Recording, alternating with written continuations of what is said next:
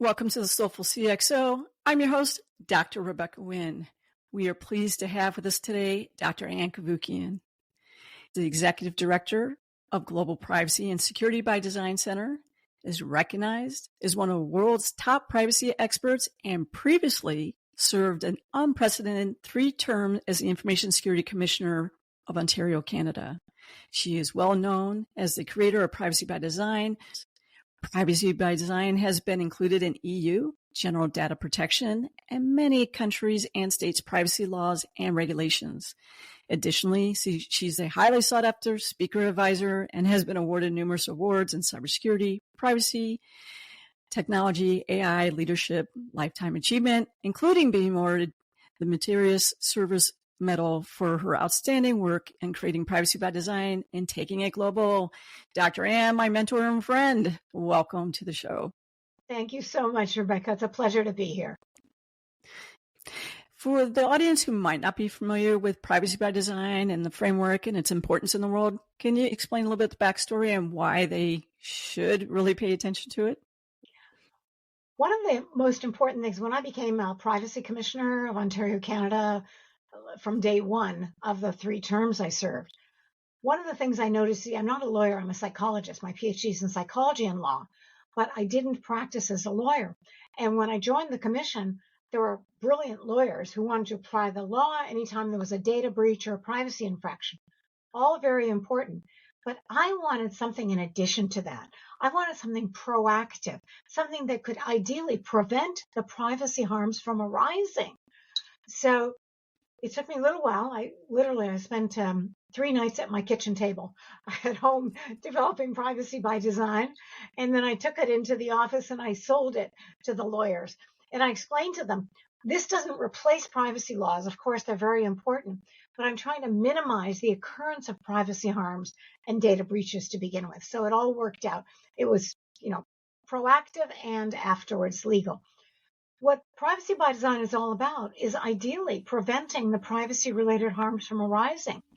And it's a set of 7 principles, and it tells people, both in government and private sector, here are the things you should address in terms of avoiding privacy harms. Personal identifiers, without the consent of the data subject, the individual involved, no, get rid of it. That's what's going to get you into trouble all the time. So eliminate any personal identifiers that have not been consented to by the data subjects, and then restrict your use of the data to the purposes that have been consented to by data subjects. So there are a number of measures like that proactively you can address before going public with the information. And it will save you so much trouble and so much grief because you will avoid the privacy harms. People might access data, but the data has no privacy implications. So it's a completely different matter. That's the essence of Privacy by Design, being all about being proactive and ideally preventing the privacy harms from arising. And I should tell you, Privacy by Design was labeled and embraced by the ISO, the International Standards Organization, which is huge. They're based in Europe, and so many people follow the ISO, so that when they embraced Privacy by Design and included it as an ISO, I'm delighted. That's a big win. Can you explain a little bit? People might not understand that it's been, since about 2010, since you've been really on this pathway on trying to make this global and getting every country to see how important it is. A long time. You're absolutely right. And you see, it takes a long time because when you're entrenched in one mentality, which is privacy laws are essential and we apply them to correct the situation, very important. I'm trying to avoid a situation that needs to be corrected. And that's it takes a while getting that messaging across. But once the GDPR in the European Union included Privacy by Design in the General Data Protection Regulation a number of years ago when they put it out, it was amazing. Then everybody started embracing it. And I got so many calls on a regular basis all about how do we do this? And, I always lead with encryption is critical.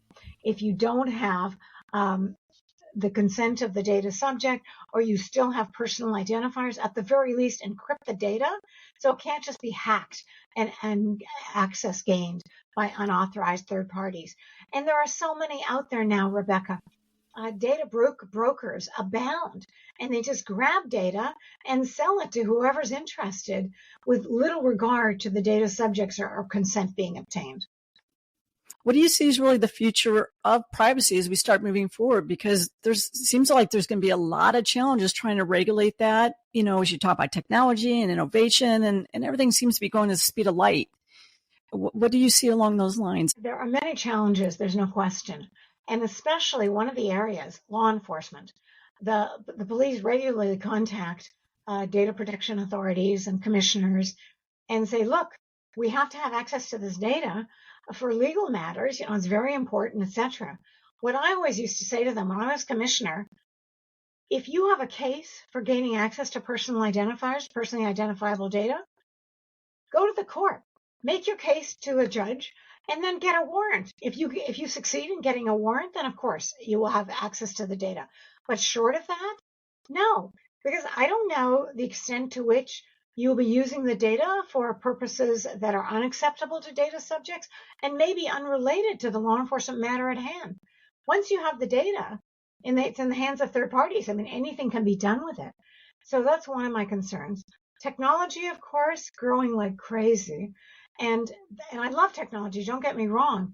Privacy by design is all about win-win. I want to emphasize that. It's not privacy versus security or privacy versus data utility. It's privacy and how do you do both?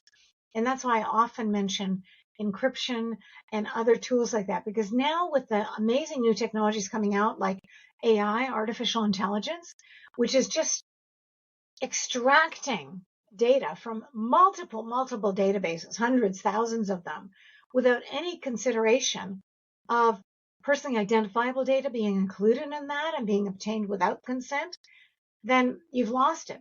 So I always tell people who are contemplating using AI companies, etc., you have to look under the hood. You have to make sure that the people who are going to be implementing this understand that they cannot just do this with no regard to individuals not consenting to the release of their data.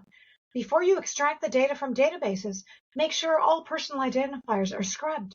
Once you do that, then you have enormous freedom to do whatever you want with the data. But short of that, you don't. And commissioners like myself, when I was a commissioner, will come after you. So that's why I tell all businesses and governments, scrub personal data, remove the personal identifiers before leaving in a database that access can be gained to by a variety of different players. So how do we work with that going forward? Because you didn't structure that data. So what do we do with the current data and what do we do going forward to make that better? There's no question it's an uphill battle. And I mean that. And I am an eternal optimist. People always wonder how I'm still doing this. They say, look, privacy is dead. That ship has sailed. And I always say, forget it. Get another ship. You don't just give up on privacy, which forms the foundation of our freedom. No, this is critical. So we will find new ways of doing it, but I'm not trying to pretend that there aren't enormous harms that arise. What I try to do is meet with companies who approach me, who are very concerned about their customers, their subjects' data, and actually want to do something to protect it. Then, once I have that inroad, then we can easily come up with ways to protect the data, scrub the personal identifiers, encrypt the data so that the personal identifiers can't be revealed. There's all kinds of things we can do, but there has to be a desire. And prevent third-party access, data brokers who you have no idea what they're doing with your data, especially if it has personal identifiers. So there are a variety of measures that can be taken. I'm not suggesting it doesn't take time or that it's a perfect solution. By far, it's not. But it's something that you can do if you want your customers to have comfort with you as a company having their data. In fact, I do privacy by design certification in partnership with KPMG. And the companies that come to us who want to be certified are the ones who care deeply about their customers. They want to preserve their customers' trust. And by obtaining privacy by design certification, all of a sudden their customers, the companies say to me, customers are now happy to give us information we've been seeking for a long time, but have been reluctant to do so. And now they're giving it to us because we're certified. So there are measures you can take, far from perfect, but it's something. I know one thing that I'm a proponent of, if you're going to make me personally responsible as Chief Information Security Officer and I can do jail time, why don't you do the same for the person you say is your Chief Compliance Officer, your Chief Privacy Officer? I think that would be a slight game changer, if not the game changer. It would be a huge game changer. It ain't going to happen. I don't think. I wish it would. But short of that, because I really don't think that's going to happen. But when I talk to boards again, what I tell them is your Chief Privacy Officer, please have them report directly to you, the head of the board of directors. Have them report to the CEO, because that in itself is a game changer. Because if they're reporting through various managers, and it's all going to get lost, the importance of privacy and data protection. But if they're reporting directly to one of the most senior people in your operations, everyone pays attention. And a number of companies have done that after I've suggested that to them. So I think that will be easier to deliver than jail time. I do a lot of consulting, and the one thing consistently, it seems like I'm finding that the Chief Compliance Officer or maybe the Privacy Officer is under legal. But consistently when I talk to them, to be honest with you, they don't know what they should be knowing. And then they have to go to people like me. And I'm like, why are you putting that under General Counsel instead of having maybe General Counsel be part of a committee? It seems like it should be really maybe under the risk officer along those lines. I think part of it's the reporting lines. Where do you think that should be? I agree with you. But the reason I say have them report directly to someone very senior, it doesn't have to be the CEO, but the CEO can designate his right hand. And once there is that kind of senior connection, then whoever they're reporting to is aware of that. And all of a sudden, privacy and data protection is elevated in terms of its importance. So that's what I urge companies to do. It can't just go through the slow, lower groups and it's going to disappear.